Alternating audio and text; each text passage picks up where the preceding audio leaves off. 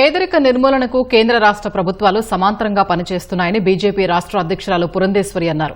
విజయవాడలోని పార్టీ కార్యాలయంలో నిర్వహించిన సంస్థాగత సమావేశంలో ఆమె పాల్గొన్నారు.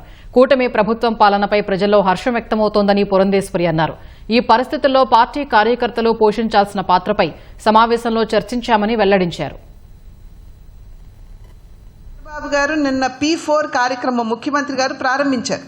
ఆ కార్యక్రమం యొక్క ఆలోచన లక్ష్యం ఏమిటంటే పేదరిక నిర్మూలన. భారతీయ జనతా పార్టీ పేదరిక నిర్మూలనకి కట్టుబడి ఉన్నది.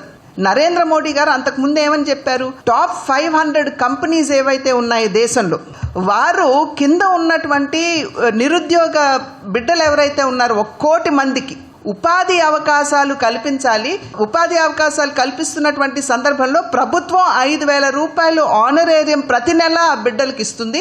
దానికి ఇంకొక 5,000 రూపాయలు కంపెనీలు జతపరిచి వారు ఆ బిడ్డలకి ఇచ్చి వారిని ఎంప్లాయ్ చేసుకోవాలి అని చెప్పి నరేంద్ర మోడీ గారు ఈ కార్యక్రమాన్ని తీసుకొచ్చారు. అంటే పైన టాప్ 500 కంపెనీస్ అని నరేంద్ర మోడీ గారు ఏవైతే అన్నారో అదేవిధంగా ఇక్కడ కింద చంద్రబాబు గారు మరి రాష్ట్రంలో ఉన్నటువంటి ధనికులు వారందరూ కూడా కింద ఉన్నటువంటి బిడ్డలకి చేయూతనివ్వాలి అని చెప్పి వారిచ్చినటువంటి పిలుపు. ఈ రకంగా సమాంతరంగా వెళుతూ రాష్ట్రాన్ని అభివృద్ధి పదంలో నడిపించడానికి వారు చేస్తున్నటువంటి విషయాన్ని మనం అందరం కూడా గమనించాలి.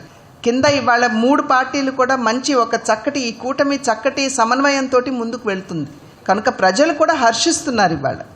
ఆ సందర్భంలో పార్టీ పరంగా మా కార్యకర్తలు ఏ విధంగా చురుకుగా ఉండాలి అనేటువంటి విషయాల మీద దృష్టి పెడుతూ ఇవాళ జిల్లా అధ్యక్షులందరితోటి కూడా ఒక సమావేశం ఏర్పాటు చేసుకోవడం జరిగింది.